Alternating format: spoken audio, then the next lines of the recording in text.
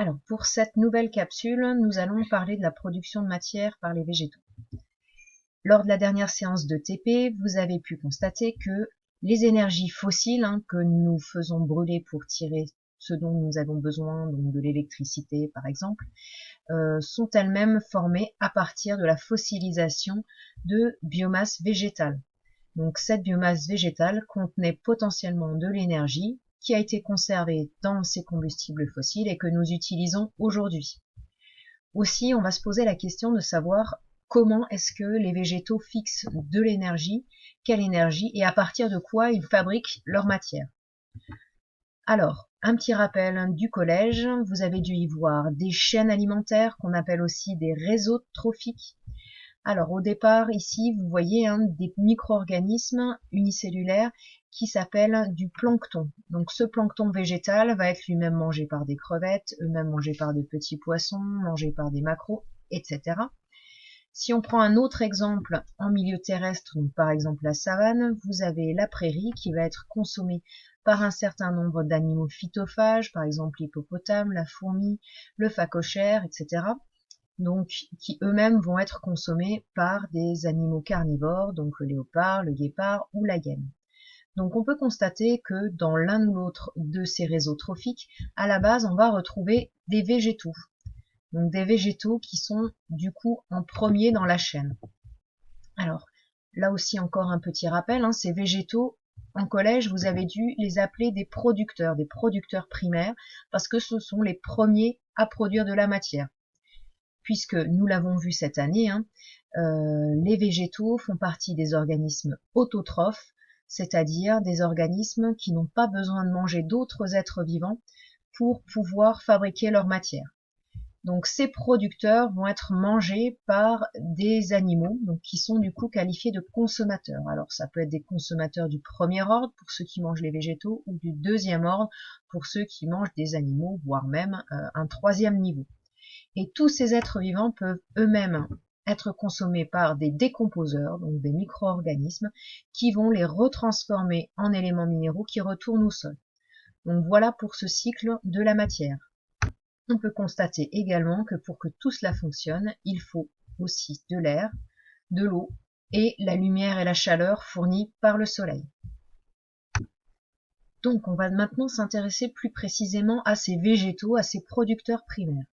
Donc, un végétal, comme vous pouvez le constater, comme la plupart des êtres vivants, est constitué en grande majorité d'eau. Donc, il va déjà lui falloir de l'eau. Cette eau, vous savez, elle lui vient du sol. Il la puise grâce à des racines. Alors, il y a aussi ces 10% de matière sèche, de matière organique. La matière organique, on l'a vu dans le premier thème, elle est principalement constituée de 3 types d'éléments, donc le carbone, l'hydrogène, l'oxygène. Et il y a aussi d'autres éléments un petit peu moins présents, l'azote, le phosphore, le soufre, le calcium, le potassium, le sodium. Alors, qu'est-ce que l'arbre, et les végétaux de manière générale, ont à disposition pour pouvoir se fournir en éléments de ce type? Alors, ils ont déjà ce qu'il y a dans l'atmosphère. Je vous rappelle que l'atmosphère terrestre est principalement constituée de CO2, d'eau, de dioxygène et de diazote également. Donc ça pourrait déjà être une première origine possible. Il y a également ce qui est à disposition du végétal dans le sol. Donc des ions, des sels minéraux qui s'y trouvent, donc on l'a vu, grâce à la décomposition de la matière organique après la mort des êtres vivants. Alors il y a les ions nitrates, phosphates, sodium, calcium, potassium et bien sûr toujours l'eau qui vient du sol. Alors, on voit que le calcium, le potassium, le sodium, ça ne peut venir que du sol. L'hydrogène vient probablement plutôt de l'eau absorbée par les racines. Le phosphore, l'azote, là également, ça peut venir du sol. L'azote peut-être un petit peu de l'atmosphère. L'oxygène, peut-être le sol aussi, on voit qu'il y en a beaucoup, peut-être aussi l'oxygène de l'air. Et le carbone, lui, a priori, ne pourrait venir que de l'atmosphère. Afin de confirmer cette hypothèse, les scientifiques ont réalisé une expérience simple. Donc ils ont enfermé des plants de géranium dans des sacs alimenté par des bulleurs. Alors, dans le premier sac, l'air est normal, donc contenant du CO2.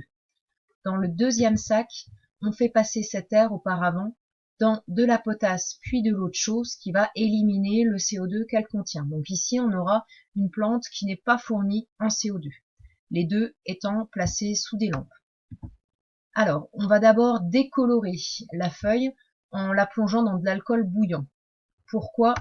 Parce que ensuite nous allons la colorer à l'aide d'un réactif que vous avez déjà utilisé, qui est l'eau iodée.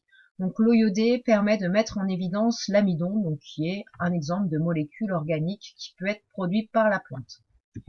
Et donc, on peut constater que dans le sac 1, avec l'air normal, il y a une coloration violet foncé, donc qui montre la présence d'amidon.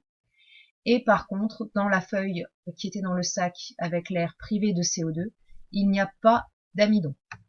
Donc à vous de comprendre ce qui s'est passé et de me dire ce que montre cette expérience. Bonne chance et à la semaine prochaine.